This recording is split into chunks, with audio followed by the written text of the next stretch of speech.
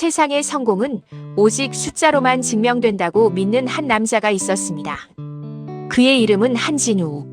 39의 나이에 국내 최대 자산운용사의 수석 펀드 매니저이자 강남의 50평짜리 하이엔드 아파트를 소유한 인물이었습니다. 그의 매서운 눈빛은 오직 모니터 위에 빨간색과 파란색 그래프만을 쫓았고 그의 손가락은 하루에도 수백억의 돈을 움직였습니다. 그의 삶은 흠잡을 데 없이 매끄러운 유리 같았습니다. 고향에서 들려오는 구차하고 축축한 소식들만 아니라면 말입니다. 진우 씨에게 고향은 씻어내고 싶은 거머리 같은 존재였습니다. 충청도 변두리의 쇠락한 어시장, 그곳에는 평생 생선 대가리를 치고 내장을 긁어내며 살아온 노모 박순임 여사가 있었습니다. 순임 여사는 환갑을 훌쩍 넘긴 나이에도 여전히 고무 앞치마를 두르고 얼음물에 손을 담갔습니다. 손가락 마디마디는 류머티즘으로 부어올라 생선 가시처럼 뒤틀려 있었고 손톱 밑에는 지워지지 않는 붉은 생선 피가 문신처럼 박혀 있었습니다. 진우야, 이번 달에 보낸 장아찌랑 고추장은 좀 먹었냐? 내 처가 좋아하는 들기름도 새로 짜서 보내는디. 엄마, 내가 몇 번을 말해요. 그런 거 보내지 마시라고요. 강남 마트 가면 유기농으로 다 팔아요. 그리고 제발 그 시장 바닥에서 장사 좀 그만두세요. 내가 매달 보내주는 돈이 300만 원이에요.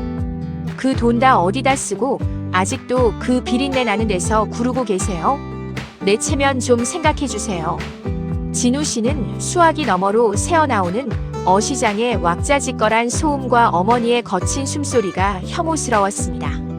그에게 어머니는 성공의 훈장이 아니라 과거의 가난을 끊임없이 상기시키는 부끄러운 흉터였습니다. 진우 씨는 매달 기계적으로 돈을 송금했습니다. 그것은 효도가 아니라 시골 노모가 자신의 완벽한 강남 삶에 침범하지 못하도록 치는 거대한 방어벽이었습니다. 그러던 어느 날 사건이 터지고 말았습니다. 진우 씨가 회사에 사활이 걸린 해외 국부펀드 유치기념 연회를 청담동의 최고급 레스토랑에서 열던 날이었습니다. 정재계의 거물들과 세련된 아내 서연 씨가 우아하게 와인잔을 부딪히고 있던 그 자리에 전혀 어울리지 않는 불청객이 들이닥쳤습니다. 어머니 순임 여사였습니다. 머리에는 이가 빠진 보따리를 이고 몸에서는 지독한 갈치, 비린내와 갯벌 냄새를 풍기며 레스토랑의 통유리 문을 밀고 들어온 것이었습니다.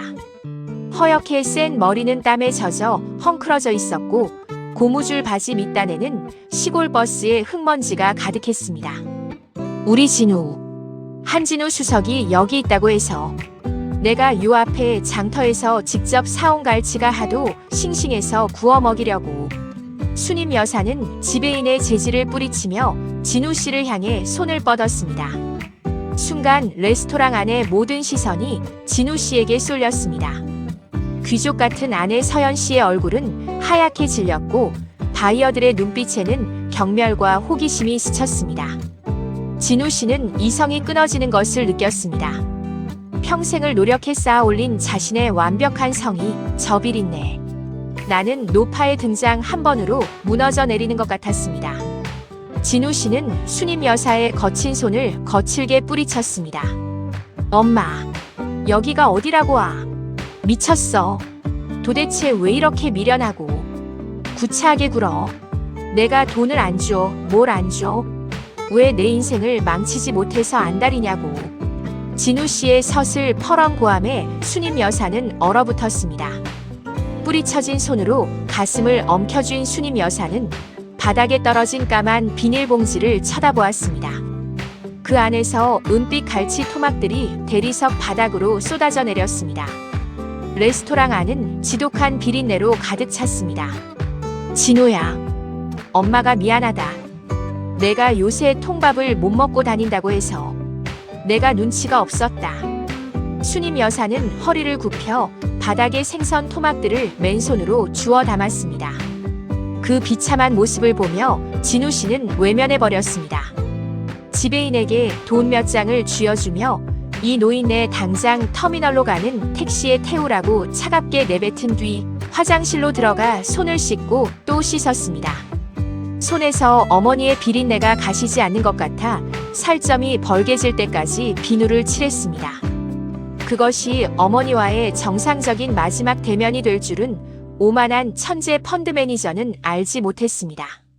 인간의 오만함은 가장 잔인한 방식으로 깨어지기 마련이었습니다. 그로부터 불과 석 달 뒤 진우 씨는 고향의 파출소로부터 연락을 받았습니다. 순임 여사가 시장 골목 한복판에서 다른 상인의 머리채를 잡고 내 아들 등록금 내놓으라며 울부짖다가 쓰러졌다는 것이었습니다. 진우 씨가 이미 대학을 졸업한 지 10년이 넘었는데도 말입니다.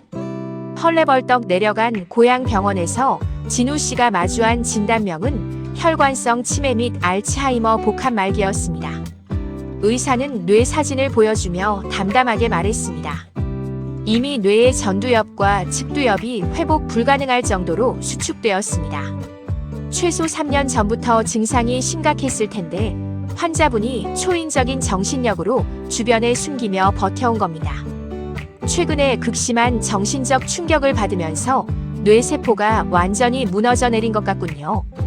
이제는 사람을 알아보는 것도 대소변을 가리는 것도 불가능합니다. 최근에 극심한 정신적 충격, 그것은 청담동 레스토랑에서 자신이 어머니에게 퍼부었던 독설과 거친 거절이었습니다. 진우 씨의 심장이 무겁게 가라앉았습니다. 진우 씨는 속죄하듯 자신의 재력을 이용해 어머니를 경기도에 한 달에 1,000만 원이 넘는 최고급 실버타운 요양원에 모셨습니다. 통유리 너머로 인공호수가 보이고 특급 호텔 출신 요리사가 음식을 만들며 전문 간호사가 24시간 밀착 마크하는 곳이었습니다. 진우 씨는 매주 주말마다 내려와 어머니의 침대 곁을 지켰습니다.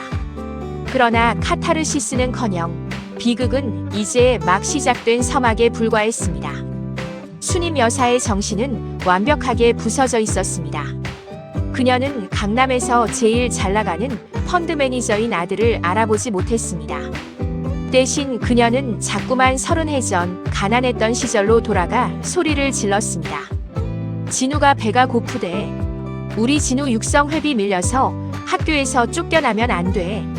이 생선 다 팔아야 해.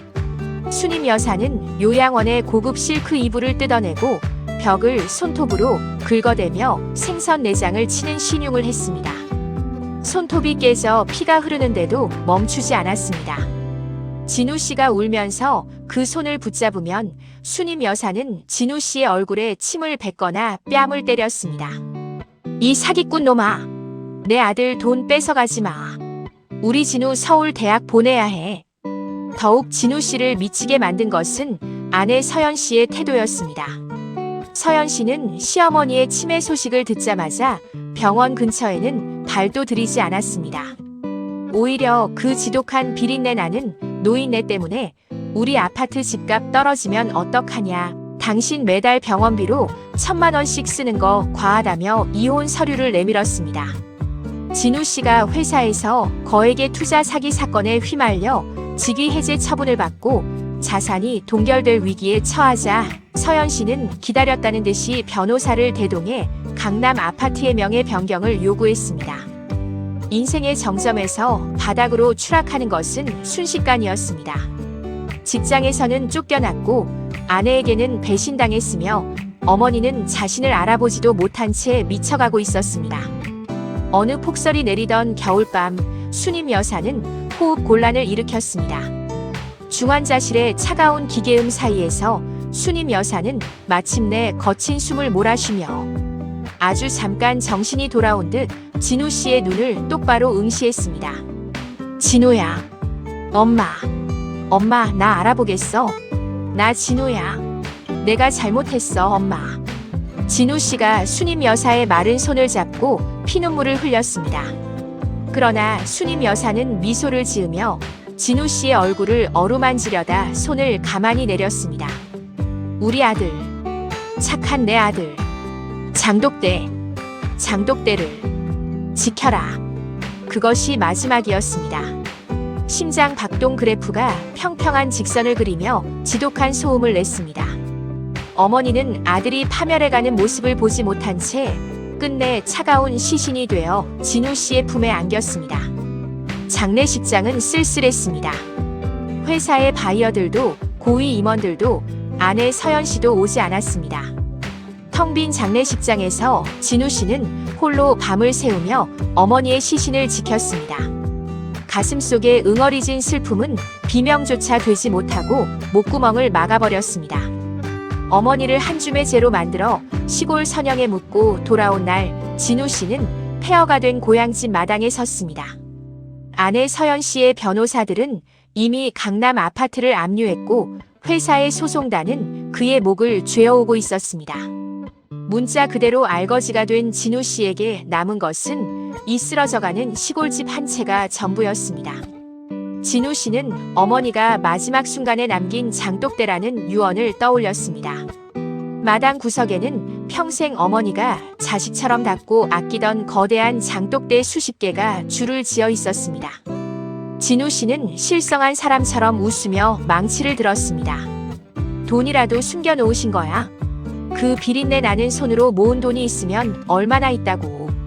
그걸로 내 수백억 대 소송을 막아줄 수 있다는 거야. 진우 씨는 가장 크고 낡은 항아리를 망치로 내리쳤습니다. 쩡그랑하는 날카로운 파편 음과 함께 묵은 고추장과 된장이 사방으로 튀었습니다. 진우 씨는 미친 듯이 뒤편의 항아리들을 차례로 깨부수기 시작했습니다. 마당은 붉은 장틀과 진흙으로 엉망이 되었습니다. 그러다 맨 마지막 마당 가장 깊숙한 곳에 묻혀있던 작은 옹기가 깨지는 순간 둔탁한 쇠붙이 소리가 났습니다. 진우 씨는 무릎을 꿇고 붉은 진흙 범벅이 된 바닥을 맨손으로 파헤쳤습니다. 손톱이 깨지고 피가 섞여 나왔지만 멈추지 않았습니다. 진흙 속에서 나온 것은 겹겹이 비닐로 쌓인 군용 철제 탄통이었습니다. 탄통에 잠금 장치를 풀자 그 안에는 빛바랜 서류 뭉치와 보라색 가죽으로 된 낡은 수첩 하나가 들어 있었습니다. 진우 씨는 먼저 서류를 펼쳤습니다. 그것은 38년 전의 기록이었습니다. 서류의 헤드라인을 읽는 순간 진우 씨의 머릿속에 거대한 해일이 몰아쳤습니다. 영아 유기 및 사망 사건 보고서 마이너스 피의자 한철수 진우의 친부, 입양 동의서 및 친생자 부존재 확인서. 진우 씨는 자신의 눈을 믿을 수 없었습니다. 서류 속의 진실은 잔인했습니다. 박수님 여사는 그의 친어머니가 아니었습니다. 38년 전 수님 여사에게는 금쪽 같은 친아들 진우가 있었습니다. 하지만 남편 한철수는 지독한 도박 중독자였고 돈에 미쳐 친아들이 고열로 신음할 때 병원에 데려가지 않고 방치해 죽게 만들었습니다. 남편은 아들의 사망보험금마저 들고 도망쳤고 정신이 나간 수님 여사는 죽은 아들의 시신을 안고 강가로 걸어 들어갔습니다. 그때 강가 옆 보육원 앞바다에 버려져 울고 있던 또 다른 핏덩이가 있었습니다. 미혼모에게 버려져 저체온증으로 죽어가던 아기 수님 여사는 그 아기를 품에 안았고 하늘이 준 자신의 아들이라 믿으며 그 아기에게 죽은 아들의 이름인 진우를 주었던 것입니다. 그것이 한진우, 바로 자신의 출생 비밀이었습니다. 수님 여사는 혹여나 진우 씨가 자라면서 자신이 친자식이 아니라는 사실을 알게 되면 상처받을까봐 남편의 끔찍한 죄의 대가로 자신이 평생 죄인처럼 살기로 결심했던 것이었습니다. 진우 씨는 떨리는 손으로 보라색 가죽 수첩을 펼쳤습니다. 그것은 수님 여사가 38년간 써내려간 고백록이자 가계부였습니다. 1989년 4월 1일 하늘이 데려간 내 새끼가 돌아왔다. 이 아이는 피 한 방울 섞이지 않았지만 내 목숨을 바쳐 키울 것이다. 아이의 등에 난 흉터를 볼 때마다 가슴이 찢어진다. 세상이 이 아이를 버렸어도 나는 절대로 버리지 않겠다. 시장에서 생선 대가리를 쳐서라도 이 아이만큼은 가장 높은 곳으로 올릴 것이다. 2002년 10월 14일 우리 진우가 전교 1등을 했다고 통지표를 가져왔다. 손에서 나는 생선 비린내가 부끄럽다며 내 손을 잡지 않는 아들을 보았다. 서운하지 않다. 당연한 일이다. 이 못난 미련한 애미의 비린내가 우리 귀한 아들의 앞길을 막으면 안 된다. 진우야, 미안하다. 애미가 더 숨어 삶아. 내가 빛날 수만 있다면 나는 어둠 속에서 썩어도 좋다. 2018년 5월 20일 진우가 서울에서 큰 회사 이사가 되었다고 300만 원을 보냈다. 눈물이 나서 돈을 쓸 수가 없다. 나는 내 진짜 애미도 아닌데 이 귀한 돈을 내가 어찌 쓰겠니? 내 아비라는 인간이 저지른 죄를 생각하면 나는 이 돈을 만질 자격도 없다. 진우가 보낸 돈, 그리고 내가 생선 팔아모은 돈을 모두 모아 통장에 넣는다. 진우야, 세상이 너를 속이고 내가 가진 모든 것을 잃고 추락하는 날이 오거든 기억해라. 이 애미가 모아둔 이 장독대 밑이 내 마지막 성체가 될 것이다. 수첩의 맨 마지막 장에는 치매로 인해 글씨가 심하게 뭉개진 삐뚤빼뚤한 한 줄이 적혀 있었습니다. 진우야, 내 아들. 진우야, 애미가 미안해. 청담동에서 비린내 풍겨서 미안해. 내 목숨보다 사랑하는 내 새끼. 수첩 밑에는 5개의 정기예금 통장과 서울 강남의 또 다른 빌딩 명의로 된 신탁증서가 들어있었습니다. 순임 여사가 평생 먹지 않고 입지 않으며 아들이 보낸 용돈과 생선 팔아번 돈을 펀드와 부동산, 신탁에 묻어두어 자그마치 70억 원이라는 거액의 자산으로 불려놓은 유산이었습니다.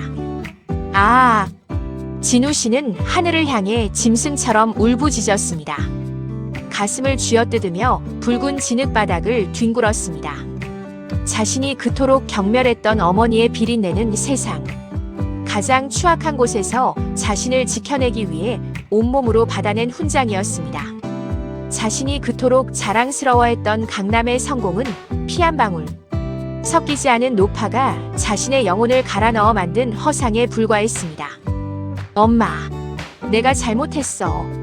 내가 엄마를 죽였어. 엄마.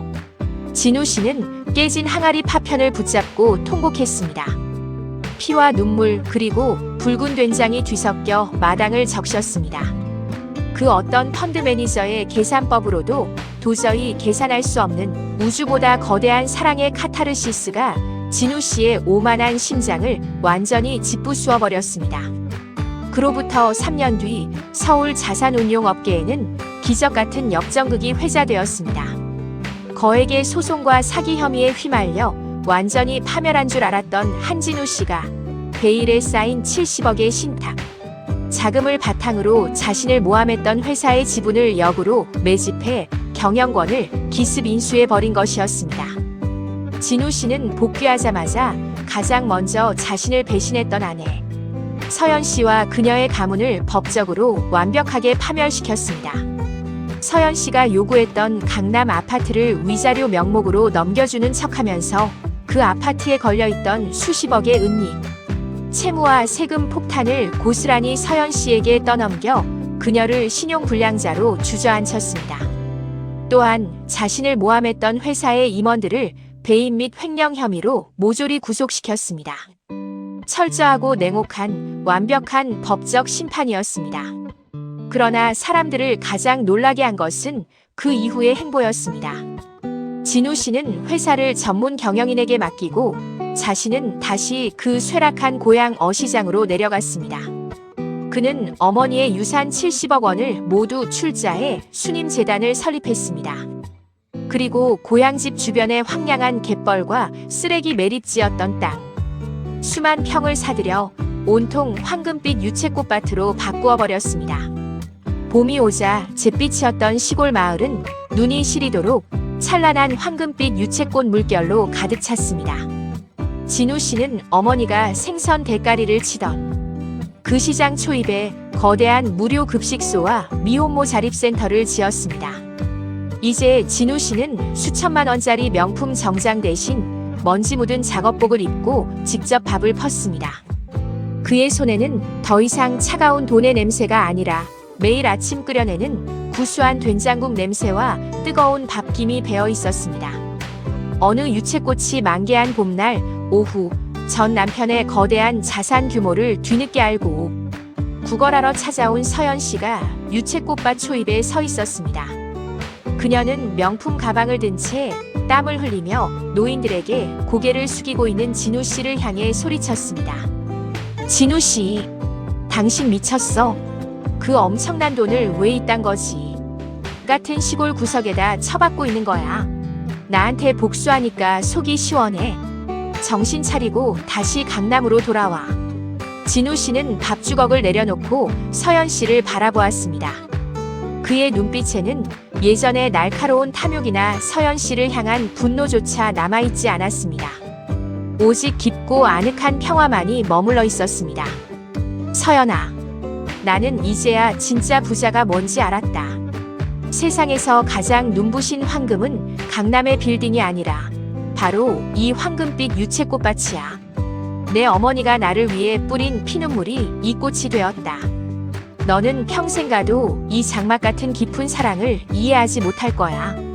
다시는 내 어머니의 정원을 더럽히지 말고 떠나라. 진우 씨의 담담하고도 서슬퍼런 위엄에 서연 씨는 한마디도 하지 못한 채 뒷걸음질 쳤습니다. 서연 씨가 떠난 후 진우 씨는 마당 한 구석에 다시 깨끗하게 복원해 놓은 어머니의 거대한 장독대 앞으로 걸어갔습니다. 장독대를 수건으로 정성스럽게 닦아내는 그의 손길은 마치 어머니의 뒤틀린 손을 어루만지는 듯 조심스러웠습니다. 바람이 불자 수만 평의 황금빛 유채꽃잎들이 파도처럼 출렁이며 진우 씨의 온몸을 감싸 안았습니다. 꽃잎 하나가 진우 씨의 뺨에 닿았다가 떨어졌습니다. 그것은 진우야, 내 아들 진우야. 장하다라며 그의 눈물을 닦아주는 어머니 순임 여사의 비린내 나지만 세상에서 가장 따뜻했던 손길이었습니다. 진우 씨는 황금빛 들판 너머 푸른 하늘을 보며 깊은 미소를 지었습니다. 온몸을 관통하는 거대한 구원과 카타르시스가 그의 영혼을 채웠습니다. 피 한 방울 섞이지 않았으나 목숨보다 더한 사랑으로 자신을 키워낸 위대한 에미를 향해 아들은 평생의 고백을 바쳤습니다. 엄마, 이제 비린내 안 나요. 엄마한테서는 세상에서 가장 향기로운 유채꽃 냄새가 나요. 내 엄마가 되어주셔서 정말 고맙습니다. 여러분 사연 잘 들으셨나요? 그토록 각박했던 마음을 채웠던 것은 결국 그토록 진우를 사랑하며 키워왔던 어머니의 위대한 사랑이었네요. 우리들도 그와 같은 사랑하는 어머니를 갖고 있지요. 이 시간 어머니에 대한 감사의 마음을 댓글로 남겨보는 것은 어떨까요? 그리고 구독과 좋아요는 이 영상을 제작하는데 큰 힘이 됩니다. 꼭꼭 잊지 않고 눌러주세요. 그럼 저는 다음 주에 다른 내용으로 찾아뵙겠습니다. 감사합니다.